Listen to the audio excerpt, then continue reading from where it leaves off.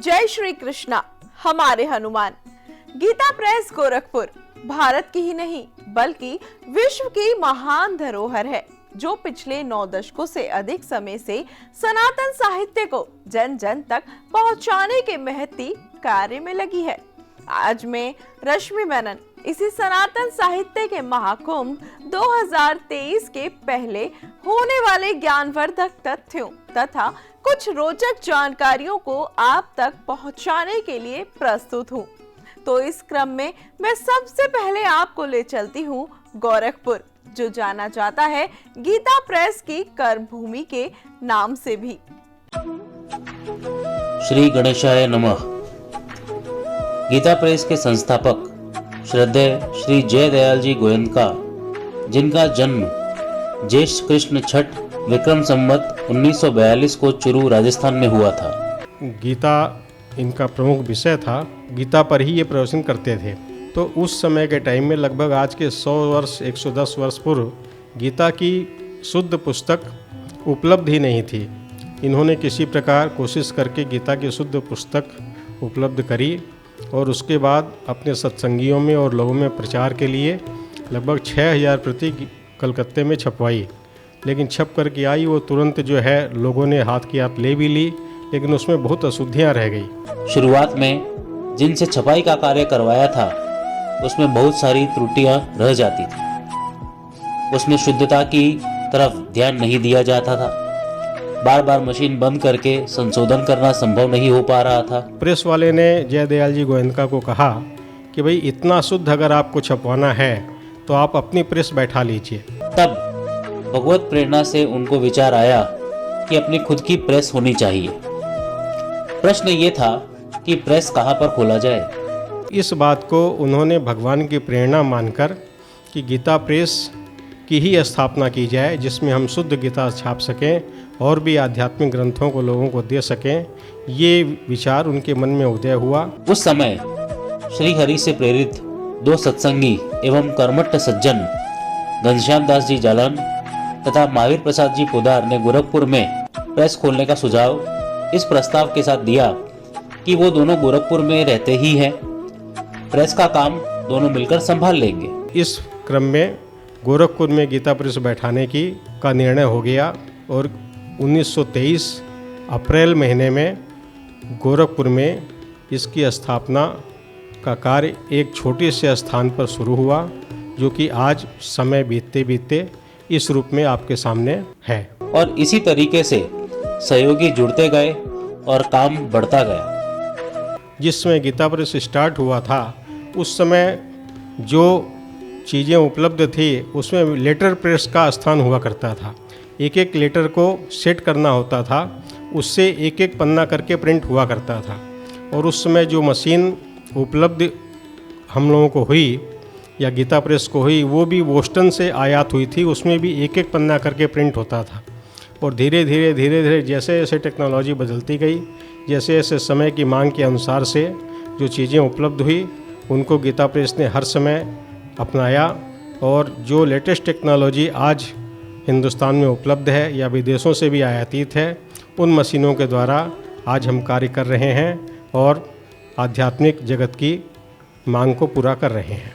आज के दिन जो गीता प्रेस का स्वरूप बना है वो अपने आप में एक अनूठा है। कि एक मशीन तो अभी मार्च महीने में इंस्टॉल हुई है, जिसकी लागत लगभग 5 करोड़ रुपए की है। उससे सने हमारी क्वालिटी और काफ़ी इम्प्रूवमेंट हुआ है। आज के दिन गीता प्रेस के पास समय अनुसार एवं ज़रूरत अनुसार छपाई मशीनें और जिल्दबंदी की मशीनें भगवान की कृपा से पूर्ण रूप से उपलब्ध है। बाइंडिंग के लिए जो मशीन हमने जर्मनी से आयात की, उसका हम आधा सेक्शन ही ले सके, क्योंकि उसके बाद का जो सेक्शन था जिसमें ग्लू जो लगता है वो ग्लू एनिमल ग्लू या एनिमल कंटेंट उसके अंतर्गत हैं, इसलिए हमने उसके आगे का मशीन का हिस्सा नहीं लिया और वो कार्य हम आज भी मैनुअल कर रहे हैं। गीता प्रेस अब तक लगभग 72 करोड़ पुस्तकें छाप चुकी है और 15 विभिन्न भाषाओं में छापती है। गीता प्रेस की खुद की पूरे भारतवर्ष में 21 दुकानें हैं, 48 रेलवे स्टेशनों पर स्टॉल है, और एक नेपाल में भी दुकान है। गीता प्रेस के अलग आयामों में गोविंद भवन कार्यालय कलकत्ता में, जहां पर गीता प्रेस की स्थापना हुई थी। स्वर्गाश्रम ऋषिकेश में 7 गीता भवन है। गीता भवन जो ऋषिकेश में गंगा किनारे गीता भवन नाम से है, जहाँ पर लगभग 1100 कमरे हमारे हैं और उनको सत्संगियों के लिए ही एक तरह से बनाया गया है और उन्हीं के लिए उपलब्ध रहते हैं। गीता प्रेस के संस्थापक श्रद्धेय श्री जयदयाल जी गोयंका, जो सेठ जी के नाम से लोकप्रिय थे, वही मुख्य थे। उनके साथ सहयोगी में श्रद्धेय श्री हनुमान प्रसाद जी पोद्दार, जिनको भाई जी के नाम से भी जानते थे, और परम श्रद्धेय श्री रामसूरदास जी महाराज, जिनको हम स्वामी जी के नाम से भी जानते हैं। इनका अनुव्रत सहयोग रहा और भी बहुत सारे भगवत प्रेमी जुड़े, जिनका हम नाम तक नहीं जानते, और उन्होंने जो सहयोग दिया वह अतुलनीय है और अवर्णनीय है। गीता प्रेस से जुड़े हुए लोगों से कभी मिलने का सौभाग्य प्राप्त होता है तो उनसे सुनने को मिलता है कि कई सज्जन पुरुष ऐसे थे जो दिन रात 24 घंटे गीता प्रेस काम में ही लगे हुए थे। वो लोग तन मन से गीता प्रेस के लिए ही समर्पित थे। आज भी बहुत सारे लोग तन मन से गीता प्रेस के लिए पूर्ण रूप से समर्पित हैं। धन्य है ये लोग और धन्य है इनके माँ बाप, जिनको गीता प्रेस जैसी संस्था की सेवा करने का सौभाग्य प्राप्त हुआ। जैसा कि हम सभी जानते हैं कि गीता प्रेस भगवान की है और गीता प्रेस का काम भगवान का काम है, इसीलिए दिनों दिन पल्लवित और पुष्पित हो रहा है।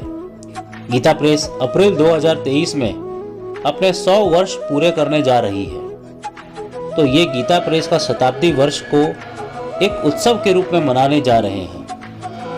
इस उत्सव में आप सभी सनातनी भाइयों का सहयोग अपेक्षित है। नारायण नारायण नारायण नारायण।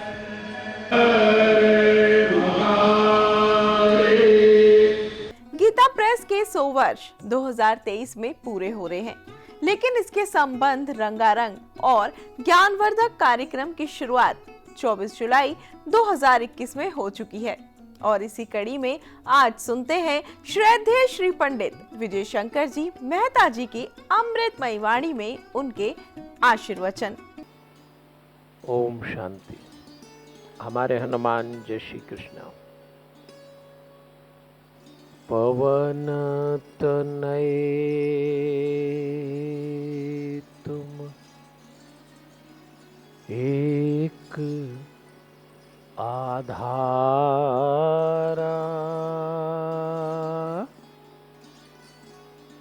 कथा कहूँ मैं मति अनुसार।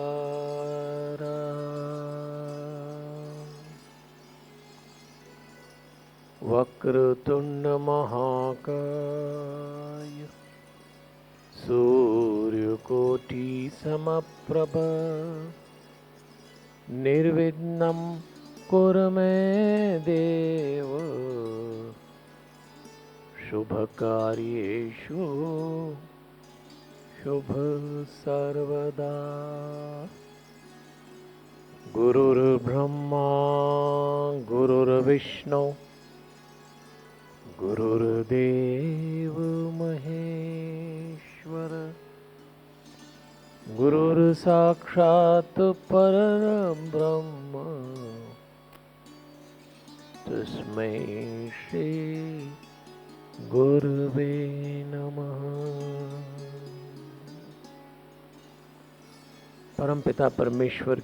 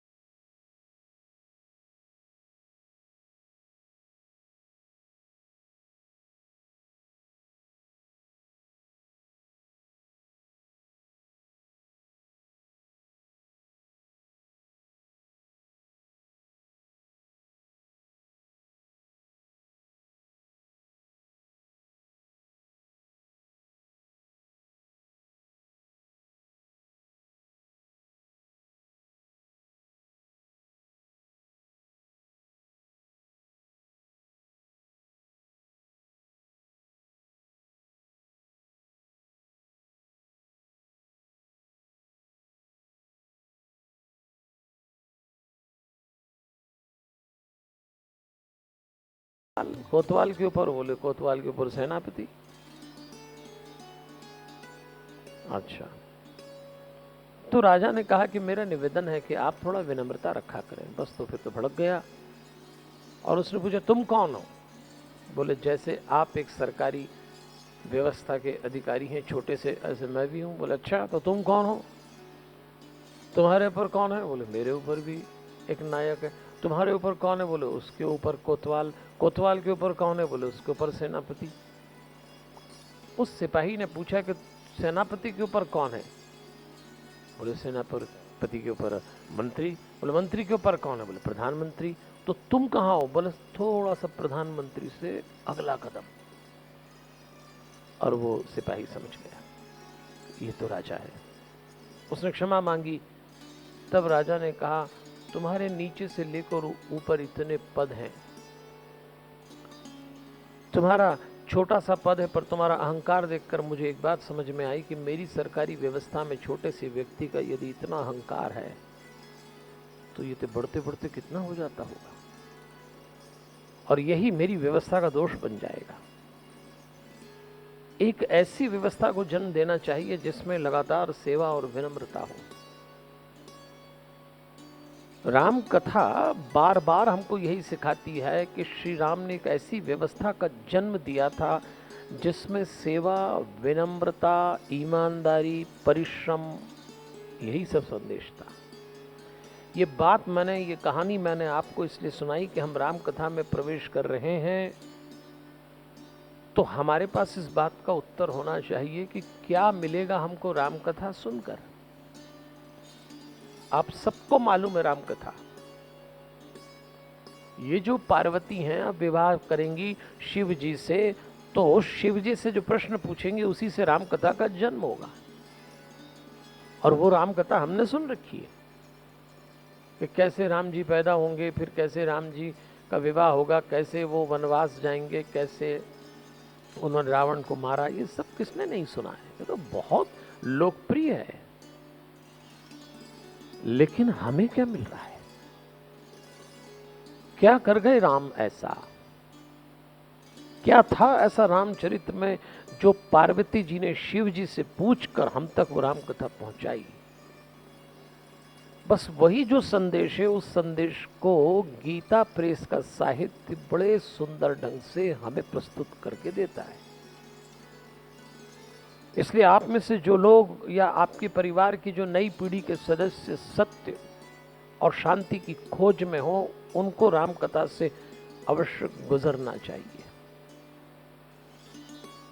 पता नहीं कहां कहां का साहित्य पढ़ते हैं हम, क्या क्या कोर्स करते हैं आजकल। हमने तो एक उम्र गंवा दी पैहम चलते रहने में, बात आखिर ये निकली घर से घर तक जाना है।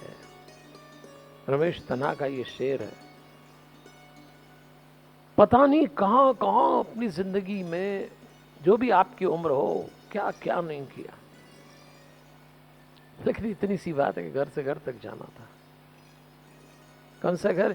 ये देह हमारा, ये जो शरीर है, एक घर हमारा ये है, और इसके भीतर आत्मा परमात्मा का घर है। तो घर से घर तक जाना है, उसमें पता नहीं कितना नाप लिया। नापिए, मैं मना नहीं करता, पर भटकिए तो मत, पहुंचिए तो सही। तो चलिए, मैंने आपको याद दिलाई थी, वही सती जी अगले जन्म में पार्वती के रूप में आई,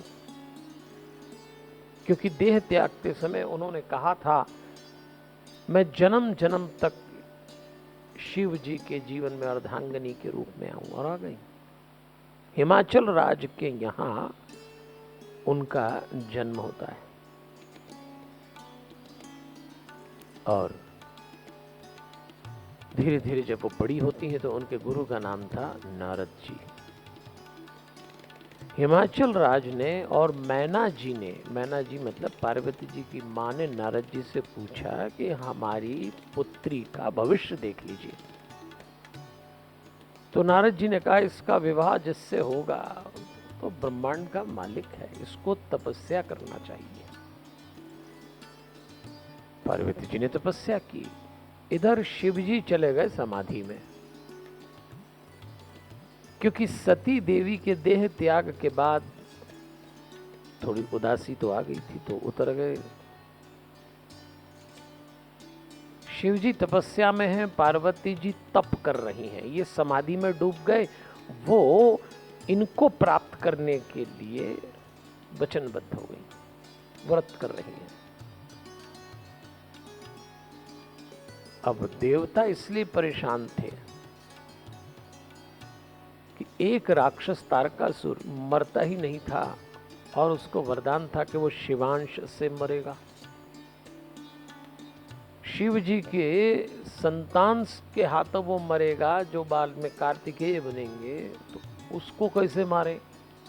क्योंकि कार्तिकेय चाहिए। कार्तिकेय तो तब आएंगे जब शिव जी पार्वती जी का विवाह होगा। शिव जी समाधि में, पार्वती जी अपना तपस्या कर रही हैं। तो देवताओं ने ब्रह्मा जी से कहा, ऐसा कहते हैं शंकर जी से निवेदन किया, महाराज बहुत लंबी कथा है, हम संक्षेप में सिर्फ इसलिए कर रहे हैं कि हमारी यात्रा भी लंबी है। हरिओम। और हमें अपने प्रसंग लेना है काम के। चलो शिव जी ने सहमति दे दी। अब तैयारी होती है विवाह की। तो शिव जी की जब विवाह की तैयारी हुई, उधर हिमाचल राज अपनी पुत्री के विवाह की तैयारी कर रहे हैं, कैलाश पे इनकी हो रही थी। तो देवताओं ने शंकर जी से कहा कि महाराज, एक तो जब आपका विवाह होगा ना तो बारात निकलेगी, तो बारात में बाराती चाहिए। तो शिव जी ने कहा ठीक है, बाराती इकट्ठे कर लेते हैं। अपने सेवकों को आवाज लगाई, नंदी को और सबको, कि चलो ले आओ सब बाराती, रिश्तेदार होते हैं अपने।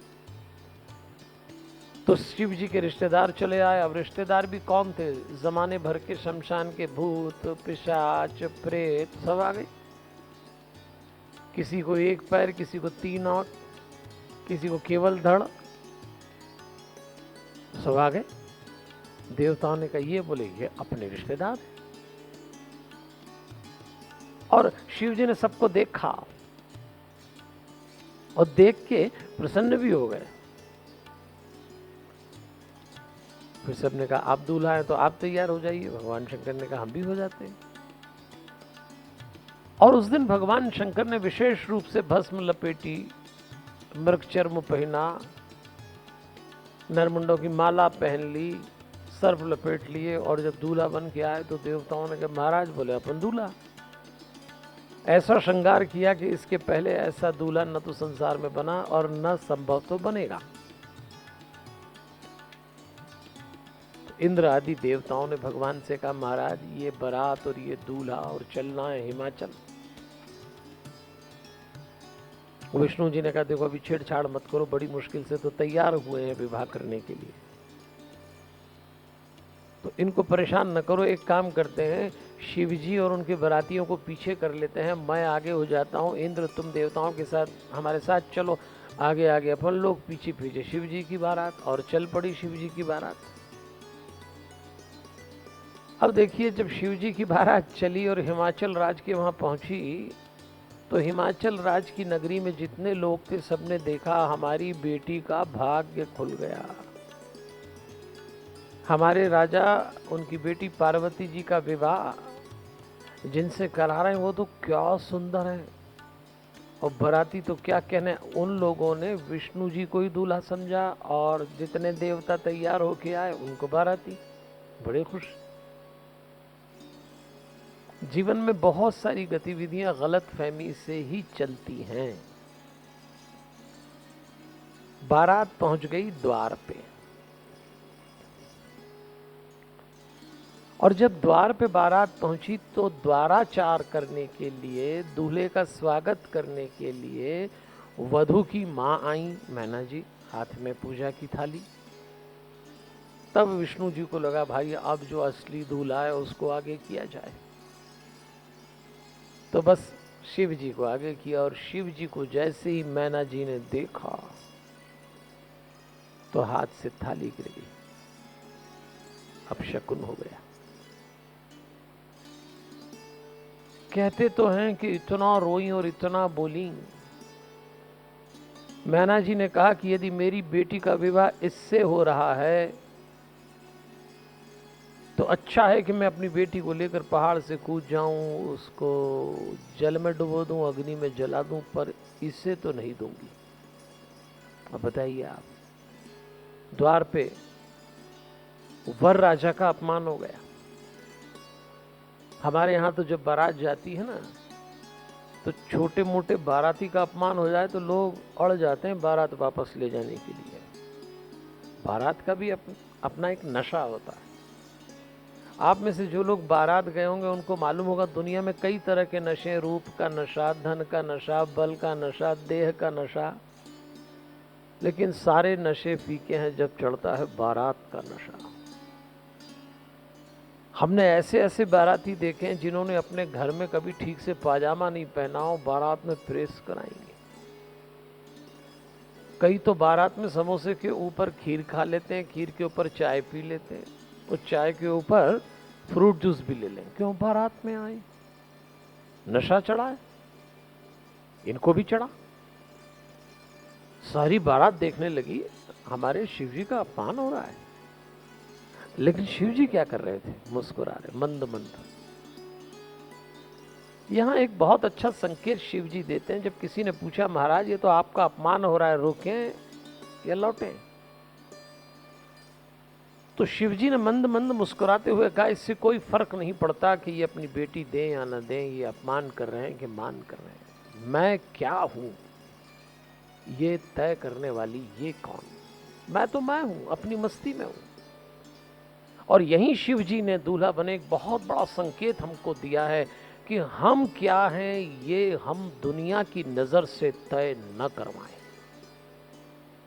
आज हम सारे लोगों के साथ एक बड़ी समस्या ये है कि हमारी खुशी का, हमारी प्रसन्नता का, हमारे विचारों का, कई बार तो हमारे जीवन के लक्ष्य का रिमोट दूसरे के हाथ में है।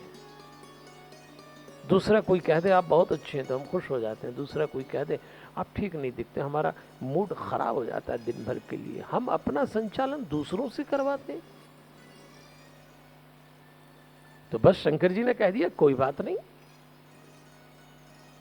उसी समय नारद जी आए और भीड़ भाड़ में से बीच में से निकलने लगे। क्या हो गया, क्या हो गया? लोगों ने देखा नारद जी, और इधर मैना जी जब बोल रही थी कि मैं इस दूल्हे को तो बेटी नहीं दूंगी, तो बोलते बोलते अपने गुरु नारद जी को याद करके कहती हैं हमने नारद का क्या बिगाड़ा था जो नारद ने ये सलाह दी कि ये तपस्या करे तो ऐसा वर मिलेगा। अब गुरु को भी कोस रहे हैं। ऐसा कई जगह होता है, अच्छा हो जाए तो गुरुजी ने किया, बुरा हो जाए तो गुरुजी ने किया। कई लोग तो गुरुजी को भी निपटा देते हैं। मेरा अनुभव रहा है। नारद जी जब जाने लगे तो लोगों ने कहा कहां जा रहे हो आगे? आप ही का नाम चल रहा है, गुणगान चल रहा है, मत जाइए, बहुत नाराज है रानी, आप पे क्रोधित हो रही हैं, आपको कोसा जा रहा है, आप जाएंगे आपका अपमान हो जाएगा। नारद जी ने बड़ी बढ़िया बात बोली। नारद जी ने कहा जाने दो भाई, ये जो घर है ना इससे मुझे बहुत मान मिला है, बहुत सम्मान मिला है। आज अगर थोड़ा सा अपमान भी मिल रहा है तो मैं लौट के नहीं जाऊंगा। मैं साधु हूं, इस घर ने मुझे गुरु की कक्षा दी है, और एक साधु का कर्तव्य होता है कि चाहे मान मिले या अपमान, जो सही है, जो हितकारी है, वो करना चाहिए। क्या बढ़िया बात है। मान और अपमान के गणित में संबंध न बनाइए। समीकरणों से बनाए गए संबंध स्थायी भी नहीं होते, हितकारी तो होते ही नहीं है। और नारद जी जब पहुंचे तो मैना ने देखा और नारद ने कहा देवी धैर्य रखो, तुम जिसको दूल्हा मान रही हो, तुम जिसके वेश को देख रही हो, ये और कोई नहीं, साक्षात ब्रह्मांड के मालिक आए हैं, सदगुरु के गुरु हैं ये। और ये जो बेटी तुम्हारी, जिसको तुम बेटी मान रही हो, तो जगत जननी मां पार्वती हैं। इन दोनों का संबंध तो सदैव सदैव से है। तुम और हम तो निमित्त बने हैं इस लीला के। ये तो इन्हीं के लिए है, इनको अर्पित करने के लिए तुम्हारा चयन हुआ है। क्या चयन करेंगे हम इन दोनों का? और धारा प्रवाह जब प्रवचन दिया, समझ में आ गई सबको गुरु क्या करता है। नारद ने कहा, इस घर में यदि कोई ऐसी बात हो जाए कि लोगों को गलत फहमी हो जाए, अशांति उतर आए, तो गुरु के रूप में मेरा दायित्व है कि मैं इस घर में आए, इस प्रसंग में से अशांति हटाऊं, कलह हटाऊं, दुख हटाऊं और सुख उतारूं। और जैसी नारद का एक धारा प्रवाह प्रवचन हुआ, होश में आ गई मैना जी, क्षमा मांगी, पुनः दृश्य आनंद का हो गया। इसलिए कहते हैं जीवन में कोई गुरु अवश्य होना चाहिए। गुरु क्या करता है? जब लोग पूछते हैं, हमारे गीता प्रेस के साहित्य में गुरु महिमा पर बहुत लिखा गया है, बहुत सुंदर। और ये जो साहित्य हम तक पहुंचा, ये गुरु महिमा का ही परिणाम है। लेकिन नई पीढ़ी के बच्चों के सामने जब गुरु की बात करो तो वो एक ही प्रश्न उठाते हैं, किसे गुरु बनाएं? ठीक बात है, किसको गुरु बनाएं? क्योंकि दुर्भाग्यवश, परिस्थितिवश, देश काल और परिस्थिति ने कुछ ऐसे हालात बना दिए कि इस देश में साधु संत भी सवालों के घेरे में आ गए, तो लोग गुरु बनाने में डर गए। मैं तो कहता हूं कि वो सौभाग्यशाली होते हैं जिनके जीवन में कोई व्यक्ति, मनुष्य गुरु बनकर आ जाए, सौभाग्यशाली। लेकिन यदि हमारे ही कारण हमारे जीवन में कोई गुरु बनकर न आ पा रहा हो, हमारी कंडीशंस हो, हमारे रिजर्वेशंस हो, और गुरु तो बनाना चाहिए, तो हम अनुरोध करते हैं। तुलसीदास जी ने बड़ा सही समाधान दिया है। हनुमान चालीसा की 37वीं चौपाई में उन्होंने घोषणा की है, जय जय जय हनुमान गोसाई, कृपा करहु गुरुदेव की नाई। हे हनुमान जी महाराज, आप हमारे जीवन में गुरु बनकर आ जाइए, गुरु की तरह कृपा करिए, गुरु की तरह। देवियों और सज्जनों, आज गुरु की भूमिका बहुत आवश्यक हो गई। जब हम जीवन की छोटी छोटी डगर में, घटनाओं में भटक जाते हैं, परेशान हो जाते हैं, और गुरु क्या करता है? एक मंत्र देता है, तो गुरु मंत्र जपिए। हम तो लोगों से कहते हैं, अगर आपके जीवन में कोई गुरु ना हो तो हनुमान जी को गुरु बनाइए, और हनुमान चालीसा आपका मंत्र है। हम आगे हनुमान चालीसा पर बोलते चलेंगे। तो आइए यहीं से बात करते हैं। विवाह हो गया, और जब विदा किया मैना जी ने, तो बहुत सुंदर ज्ञान बांटा अपनी बेटी को। और पार्वती जी और शंकर जी कैलाश पर आ गए। देवियों और सज्जनों, एक बड़ी अद्भुत घटना घटने जा रही है, इसको थोड़ा ध्यान से सुनिएगा। अभी अभी विवाह हुआ है, पति पत्नी कैलाश पर बैठे हैं। भगवान शंकर का श्रृंगार भी बड़ा अद्भुत है। जटा मुकुट सुर सरित सिर लोचन नलिन विशाल, नील कंठ लावण्य निधि सोह बाल बिदु भाल। ये शिव जी का श्रृंगार है। किसी ने तो पूछा भी, महाराज आप भी कमाल करते हैं, जब दूल्हा बन के गए तो श्रृंगार कुछ और ही किया, और जब अकेले में बैठे तो इतना सुंदर श्रृंगार। लोग तो उल्टा करते हैं। शिव जी ने कहा, बस यही तो है, जब मैं सबके सामने जाता हूँ तो मैं जैसा हूँ वैसा जाता हूँ, पर एकांत में अपने आप को सुसज्जित, व्यवस्थित और नियंत्रित रखता हूँ। क्या बढ़िया सिद्धांत आया है। हम दूसरों को दिखाने के लिए व्यवस्थित, सुसज्जित, श्रृंगारित और नियंत्रित रहते हैं, पर एकांत में हम भटक जाते हैं। अपना एकांत श्रृंगारित और दिव्य रखिए, सुसज्जित रखिए सद्गुणों से। शिव जी बैठे हैं, पार्वती जी पास में आई, और एक पंक्ति लिखी तुलसीदास जी ने, जानी प्रिया आदरु अति कीन्हा, बाम भाग आसन हर दीना। यहां देखिए पति पत्नी के संबंधों पे कितनी सुंदर बात आई है। जानी प्रिया आदरु अति दीना। एकांत में अपनी पत्नी को, प्रिया को, स्नेही को जानकर आदर दिया, सबसे बड़ी बात। और बाम भाग आसन हर दीना, और अपने बाम भाग, अपने बाएं भाग में बैठाया। पति पत्नी में मैं बड़ा तू छोटी का भेद हुआ, दाम्पत्य गया काम से। समान होना चाहिए ये रिश्ता। शिव जी आरंभ कर रहे हैं दाम्पत्य। और जब पार्वती जी बैठ गई तो दोनों में बातचीत शुरू हुई। अब आप देखिए राम कथा आरंभ हो रही है यहीं से। पार्वती जी ने शिव जी से पूछा कि मैं आपसे एक बात जानना चाहती हूं कि सती जीवन में मैंने रामचरित्र पर, रामलीला पर संदेह किया, उनको साधारण सा राजकुमार माना। मैं आपसे जानना चाहती हूं कि राम कौन है, जो वेदों में व्यक्त हैं, जिनकी चर्चा राम कथा के रूप में आती हैं, जो दशरथ के बेटे हैं, क्या ये राम अलग हैं, वो राम अलग हैं? राम कौन है? शिव जी ने प्रश्न सुनते ही आंख बंद की। देवी धन्य हो, मंगल भवन मंगलहारी, द्रबहु सुदशरथ अजिर बिहारी। बाल रूप को स्मरण करके कहते हैं आपने बहुत अच्छा प्रश्न पूछा है, राम कौन है अब मैं बताता हूं। और सिर्फ पार्वती के इस एक प्रश्न से संसार को राम कथा मिल गई। अब शिव जी बोलना आरंभ करेंगे। और इस पूरे दृश्य में जब पति पत्नी बैठे हैं, जो सोचने वाली बात, जो एक बहुत अच्छा मैसेज हमको मिल रहा है कि अभी अभी विवाह हुआ है, स्त्री पुरुष का पति पत्नी के रूप में एकांत में बैठे हैं। दुनिया जानती है पति पत्नी जब एकांत में होते हैं तो काम कथा फूटती है, पर यहां पति पत्नी एकांत में बैठे तो राम कथा फूटी। जिन पति पत्नी का एकांत दिव्य है, जब वो अकेले में संतुलित हैं, संयमित हैं, प्रसन्न चित्त हैं, उन पति पत्नी के दाम्पत्य का सीधा असर उनके बच्चों पर पड़ता है।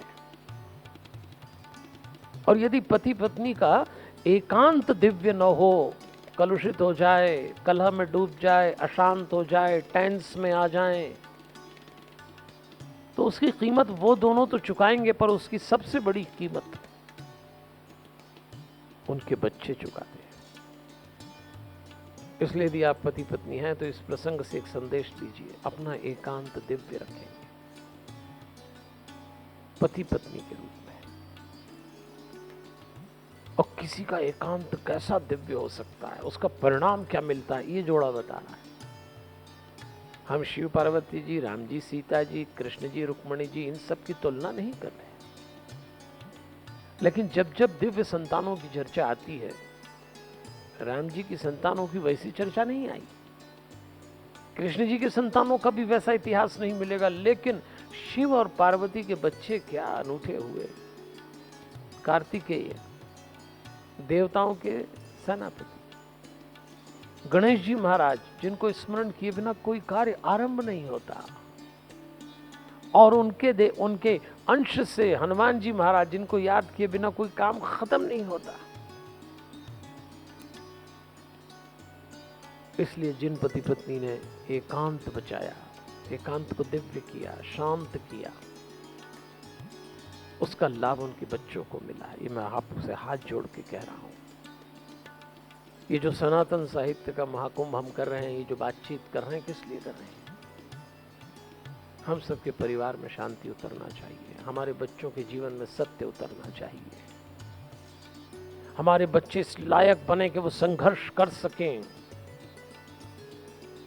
तो शिव कहते हैं आओ तुम्हें मैं राम कथा सुनाता हूं। राम कथा सुनने का अर्थ यह है, हितेश नाम के एक कवि ने बहुत अच्छी बात लिखी है, जो हवाओं का रुख बदलता है, जब भी हारेगा खुदा से हारेगा। जिसके अंदर इतना पैशन है, जो इतना योग्य है, जिसके पास इतना आत्मबल है, तो जो हवाओं का रुख बदलता है, जब भी हारेगा खुदा से हारेगा, और जब भी जीतेगा खुद से जीतेगा। एक आत्मविश्वास से भरा हुआ आदमी जिंदगी में कभी हारेगा ही नहीं, पर हारा भी तो ऊपर वाले से ही हारेगा। और वो जीतता किससे? खुद से जीतता, और जिसने खुद को जीत लिया वो दुनिया जीतता है। हमने अनेक लोग देखे जो दुनिया तो जीत लेते हैं, खुद से हार जाते हैं। जिनके पास बहुत संपत्ति होती है, बड़े प्रतिष्ठित होते, बड़े रोल मॉडल होते, क्या किया? बोले दुनिया जीत ली। और अकेले में जरा सा बात करिए, उनका डिप्रेशन बाहर आ जाता है, उनकी अशांति बाहर आ जाती है। तो अब हम उनकी राम कथा सुन रहे हैं। शिव जी कहते हैं जो राम हर स्थिति में प्रसन्न रहे। कौन सी ऐसी मुसीबत, कौन सी ऐसी कठिनाई हमारे जीवन में ना आई हो जो उनके जीवन में ना आई हो। लेकिन राम अद्भुत थे। तो कहते हैं देवी, अब मैं तुम्हें राम जन्म के कारण बताता हूं, क्यों आए राम इस संसार में। तो 5 कारण मोटे तौर पर बताए। पहला बताया जय और विजय का, दूसरा बताया जलंधर राक्षस का, तीसरा बताया नारद अभिमान, चौथा बताया मनु शत्रुपा, और 5वां कारण बताया प्रताप भानु राजा जो रावण बना। शिव जी क्रम से 5 कारण बताते हैं। हम इन कारणों को क्रम से सुनेंगे संक्षेप में। तो पहला कारण जय और विजय का बताया। ये भगवान के द्वारपाल सनकादि ऋषि भगवान के दर्शन करने आए, अहंकार वश इन्होंने रोक लिया। परमात्मा के द्वार पर भी आपका अहंकार जीवित हो, भेदभाव जीवित हो, दूसरों को अपमानित करने की वृत्ति यदि हो, तो फिर कैसे काम चलेगा। सनकादि ऋषियों ने उनको शाप दे दिया। तो यही जय विजय फिर अगले जन्म में बनते चले गए। वही रावण विभीषण बने, हिरण्यकश्यप हिरणाक्ष बने, और ये क्रम चला शिशुपाल दंतवक्र तक। और इनको मारने के लिए भगवान ने जन्म लिया। तो रावण का समापन करने के लिए राम बनकर आए। एक कारण तो ये था। फिर प्रताप भानु राजा का कारण आया, और यही प्रताप भानु एक राजा आकांक्षा में एक ऐसा यज्ञ कराता है जिसमें वो अपने ही शत्रु राजा से ठगा जाता है, कपट मुनि बन के, और उसे शाप मिलता है, तो वो बन जाता है रावण। तो इसकी भी चर्चा ही है। जय और विजय के बाद, मेरे पास समय की सीमा है, हमको अगले एपिसोड में इस बात को पूरी करेंगे, इसलिए जय और विजय के बाद एक कथा अभी पिछले दिनों हम लोगों के जीवन में भी गुजरी है, जलंधर की आती है। जलंधर नामक राक्षस को मारने के लिए भगवान को एक अवतार लेना पड़ा। और जब तीसरा कारण बताया, नारद के अहंकार के कारण, नारद के शाप के कारण, जैसे ही उन्होंने सुना पार्वती जी ने कि नारद जी ने भगवान विष्णु को शाप दिया, तो चौंक गई। कारण कवन शाप मुनि दीन्हा, प्रश्न पूछा, का अपराध रमापति कीन्हा। पार्वती जी शंकर जी से पूछ रही हैं, कारण कवन शाप मुनि दीना, नारद जी ने भगवान विष्णु को शाप क्यों दिया, का अपराध रमापति कीना।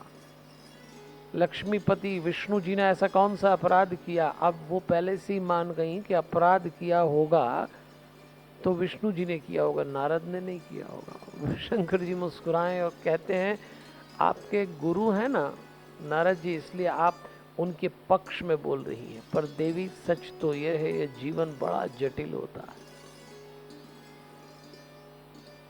मनुष्य का जीवन गणित की तरह नहीं, केमिस्ट्री की तरह होता है, रसायन शास्त्र की तरह। गणित में 2 और 2 4 फिक्स है फॉर्मूले, लेकिन जीवन में फिक्स कुछ नहीं होता। अगले पल इस व्यक्ति के साथ आपका क्या होगा, आपके अपने साथ क्या होगा, कुछ नहीं मालूम। केमिस्ट्री में एक तत्व से दूसरा मिलाओ, तीसरा पैदा हो जाता है, कुछ मालूम थोड़ी है। शिवा से कि देवी ये तो ऊपर वाला जैसा लीला रच दे वैसी रचते हैं, तो सुनी लो आप, आपके गुरु ने क्या किया। तो एक बार नारद जी हिमालय की तलहटी पर मन लग जाने के कारण तपस्या करने बैठ गए तो उनका ध्यान लग गया। इंद्र ने देखा कि अगर ये ऐसे ही तपस्या करते रहे तो हो सकता है ये मेरा इंद्रासन ले लें। इंद्र हमेशा डरा हुआ है, सत्ता पे जो लोग बैठते हैं वो हमेशा डरे रहते हैं, सत्ता न चली जाए, सत्ता न चली जाए। मुनि गति देख सुरेश डेराना, काम ही बोली कीन सन्माना। इंद्र ने कामदेव से कहा कि तुम जाओ नारद की तपस्या को भंग करो, तो आ गए। कामदेव ने बहुत प्रयास किया पर नारद जी की तपस्या भंग नहीं होती। तब काम ने कहा कि ऐसे तो इनका नहीं होगा, इनकी तप को भंग करना है। तो कामदेव ने प्रणाम किया तो नारद जी ने आँख खोली, बस तो काम ने वो काम किया जो किसी की भी तपस्या भंग हो जाए। 3 काम किए, प्रशंसा, पहला किया प्रणाम, फिर पुष्प पहनाया, फिर प्रशंसा की। प्रणाम, पुष्प और प्रशंसा, ये 3 काम किसी के साथ भी करो आदमी निपट जाता है। प्रणाम किया, प्रशंसा चालू कर दी, महाराज शिव जी ने तो मुझे भस्म किया, आपने तो मुझे भस्म भी नहीं किया, तो क्रोध को जीत लिया, काम को जीत ही लिया है। आपको इंद्र के सिंहासन की आवश्यकता भी नहीं है तो लोभ को भी जीत लिया। अब एक ही चीज रह गया, अहंकार। तो बस प्रशंसा गई कान में तो भूल गए नारद जी। प्रशंसा वो मदिरा है जो कानों से पिलाई जाती है। अब तो नारद जी चले और सोचने लगे सबसे पहले किसको बताऊं, शंकर को बताऊं कि मैंने काम को जीत लिया, काम को जीत लिया। तो कैलाश पहुंचे, शंकर जी को देख के मार चरित शंकर ही सुनाए, अति प्रिय जानी महेश सिखाए। शंकर समझ गए कि महाराज ये क्या कर रहे हैं, आपके मुंह से लोग राम कथा सुनना चाहते हैं, आप कितनी देर से मुझे काम कथा सुना रहे हैं कि मैंने जीत लिया, मैंने जीत लिया, मैंने जीत लिया। तो शंकर जी ने एक सलाह दी कि आपने मुझे ये सारी बात बताई, बहुत अच्छा है, एक छोटा सा निवेदन है, ये बात विष्णु जी को जाके मत कहना। अब किसी को कोई काम ना करने को कहो तो वो काम वो ज़रूर करता है। तो बस नारद जी को लगा कि शंकर जी को जलन हो रही है मुझसे, तभी तो मना कर रहे हैं। तो पहुंच गए, विष्णु जी ने स्वागत किया, बैकुंठ में पूछा कहिए नारद जी कैसे आए। बस सुनाया, मन मन भगवान सोचने लगे मेरे भक्त के मन में अहंकार आ गया है, बेगी सो मैं डारी हूँ उखारी पन हमारा सेवक हितकारी। इन पंक्तियों का बड़ा सुंदर अर्थ है। भगवान कहते हैं कि इसके मन में जो अहंकार का अंकुरण हुआ है उस वृक्ष को उठा के फेंक दूंगा। पन हमारा सेवक हितकारी, हमने तो प्रण लिया है कि हम अपने सेवकों के हित में ही निर्णय लेंगे, तो मुझे नारद के हित में लेना पड़ेगा। और नारद चले तो उन्होंने एक माया नगरी बनाई, शीलीधि नाम का राजा बनाया, विश्वमोहिनी उसकी सुंदर कन्या बना दी माया नगरी। नारद जी गुजरे तो राजा ने कहा महाराज मेरी बेटी का भाग्य देख लीजिए, मुझे इसका स्वयंवर करना है। नारद जी ने देखा, जैसी कन्या का हाथ हाथ में आया नारद जी झनकृत हो गए, हल्का हल्का काम का आवेग जागने लगा। भाग्य में लिखा था जो त्रिलोकपति होगा वो इसका पति होगा, भाग्य पड़ गए उल्टा कि जो इसका पति होगा वो त्रिलोकपति हो जाएगा। नारद जी ने सोचा बहुत भक्ति कर ली, इससे विवाह करने क्या दिक्कत है, स्वयंवर होगा तो ये तो किसी ऐसे को चुनोगी जो सुंदर दिखता होगा। तो नारद जी आए विष्णु जी के पास, महाराज आपकी छवि दे दो, मुझे आकृति दे दो। क्या बात है, नारद जी बोले विवाह करना है। भगवान ने कर ले जाओ। नारद जी को भगवान ने अपनी आकृति दी, नारद जी को लगा भाई बहुत सुंदर हो गया, पंक्ति में बैठ गए, पर दे दी वानर की आकृति। स्वयंवर में करने आई, नारद जी आगे आगे बैठे हुए। शिव जी ने 2 दूत भेजे थे, जरा देखना इनका क्या होगा। दूत देख रहे तो नारद जी को छोड़ दिया उस कन्या ने और उधर चली गई। तब शिव दूतों ने कहा अपना मुंह तो देखो। महाराज देखा तो बंदर का बहुत गुस्सा आई और उधर से चले आ रहे विष्णु जी, साथ में लक्ष्मी जी। कन्या ने विष्णु जी को माला पहनाई। अब तो नारद जी को बहुत गुस्सा आई। परम स्वतंत्र न सिर पर कोई, डांटने लगे, कहने लगे भावई मन ही करो सुमतोई, जो मन में आता है वो करते हो, मेरे साथ आपने अच्छा नहीं किया। मैं आपको शाप देता हूँ कि आपको एक दिन स्त्री का विरह भुगतना पड़ेगा। आपने मुझे वानर की छवि दी है, वानर ही आपकी रक्षा करेंगे। जब हरि माया दूरी निवारी, विष्णु जी ने माया निपटाई, नहीं तह रमा न राजकुमारी। न वहाँ उस समय लक्ष्मी थी, न वो राजकुमारी, न वो राज्य, न वो स्वयंवर, दो ही लोग खड़े थे, भगवान और भक्त। नारद जी ने कहा महाराज ये तो गलती हो गई, मुझसे भूल हो गई। तब भगवान ने कहा नारद, मैंने आपके भीतर जो अहंकार आया, जो काम का बीज जागा, जो दुर्गुण आया, उसको मिटाया। तो आज हम इस कथा को यहीं समाप्त करते हैं, इस भाव के साथ कि परमात्मा की लीला पर भरोसा रखिए, उसके संदेश हमको मिलते हैं, पर हम चूंकि देह पर टिके हुए हैं, आत्मा पर नहीं जाते, तो वो संदेश पकड़ नहीं पाते। तो अगले बार हम वापस उन्हीं कारणों के साथ इस कथा में चलेंगे। मैं उन सब लोगों को बहुत धन्यवाद देता हूं जो इस गीता प्रेस के 100 वर्ष पूरे होने पर जो अनुष्ठान हम कर रहे हैं, इस साहित्य से नई पीढ़ी का परिचय कराने के लिए जो उपक्रम किया जा रहा है, उससे जुड़े हैं। आप सबका बहुत धन्यवाद। और अगले शनिवार हम मिलेंगे, इस बार गीता और महाभारत की एक साथ चर्चा करेंगे। मैं आज से आपको याद दिला दूं, ज़रूर अगली बार आइएगा, क्योंकि गीता में 18 अध्याय हैं और महाभारत का युद्ध 18 दिन हुआ। तो एक नई दृष्टि से चलेंगे नए विषय में। अभी मैं आपसे आज्ञा लेता हूँ और भगवान से प्रार्थना करता हूँ मेरे जीवन में जो भी सुख आए हैं वो सब आपके जीवन में आए, और मेरे जीवन में जो भी दुख आए हैं वो एक भी आपके जीवन में ना आए। ज़रा मुस्कुराइएगा, फिर यहाँ से जाइए। हमारे हनुमान, हमारे हनुमान, हमारे हनुमान। अब ऐसे स्वतंत्रता संग्राम सेनानी कि किस प्रकार से भारत के नौजवानों में भारत के प्रति चिंतन, भारत के प्राचीन परंपराओं और महापुरुषों के द्वारा स्थापित किया जाए, और उसका परिणाम था गीता प्रेस की स्थापना। पराधीन सपने सुख नाही का उद्घोष करने वाले गोस्वामी तुलसीदास जी की पुस्तक शायद गीता प्रेस नहीं होता तो वो हमारे लिए दुर्लभ था। जगदयाल जी गोविंदका के द्वारा उसका भाष्य करना और उसको रस्म के साथ साथ देशभक्ति और समाज के उन सारे बुराइयों को दूर करते हुए सामाजिक समरसता, शौर्य और धैर्य की रूप में रामचरितमानस को स्थापित कर और घर घर में सस्ते मूल्य में पहुंचाने का कार्य जो गीता प्रेस ने किया, भारत की स्वतंत्रता संग्राम में, भारत के संस्कृति के स्थापना में, उत्थान में और भारत के स्व के जागरण में एक बहुत बड़ा योगदान मानना जाना चाहिए।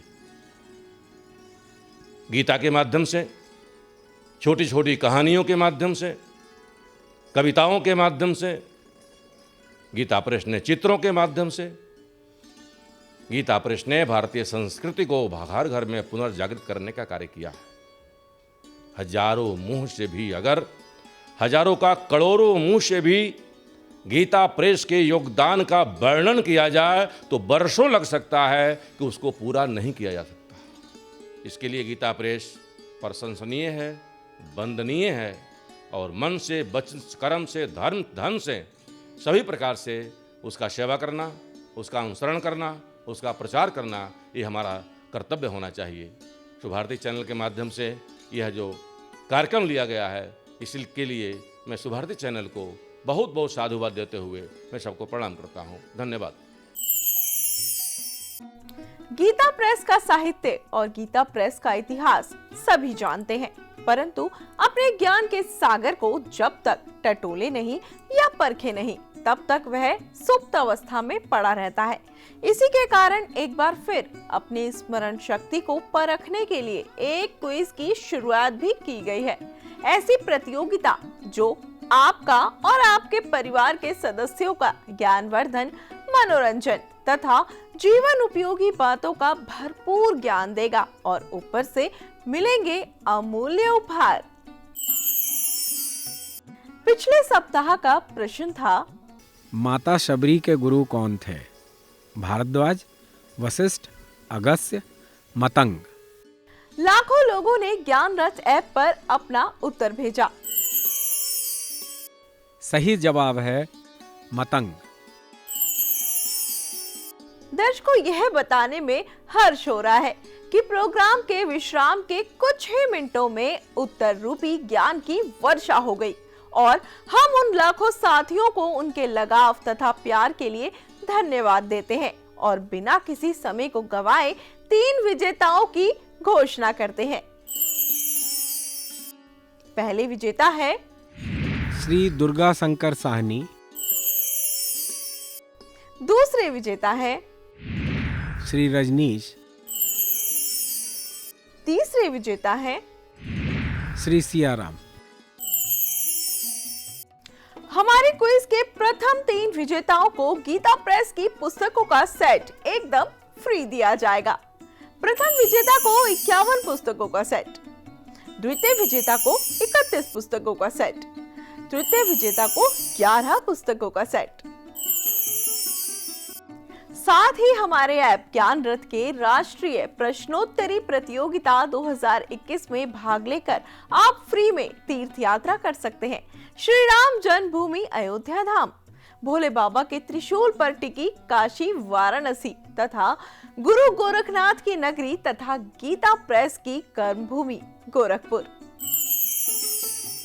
समय का चक्र किसके रोके रुका है और अब समय हो चुका है कि हम आपके समक्ष प्रस्तुत करें इस सप्ताह का प्रश्न। जिज्ञासा आपकी खोज सत्य की। इस सप्ताह का प्रश्न, माता सती के पिता का क्या नाम था? हिमवान, ब्रह्मा जी, दक्ष, नारद जी। इस क्विज के उत्तर देने की आखिरी तारीख है, तो देर किस बात की, अभी डाउनलोड करें ज्ञान रथ ऐप। tinyurl.com/gyanrath। इस सप्ताह बस इतना ही। अगले सप्ताह फिर ज्ञान, ध्यान, धर्म की बातें करेंगे और मिलकर सनातन महाकुंभ के सागर में गोते लगाएंगे और शिक्षा, स्वास्थ्य, संस्कार के साथ राष्ट्रवाद के नारे को बुलंद करेंगे। जय श्री राम, जय श्री कृष्णा, हमारे हनुमान, जय हिंद।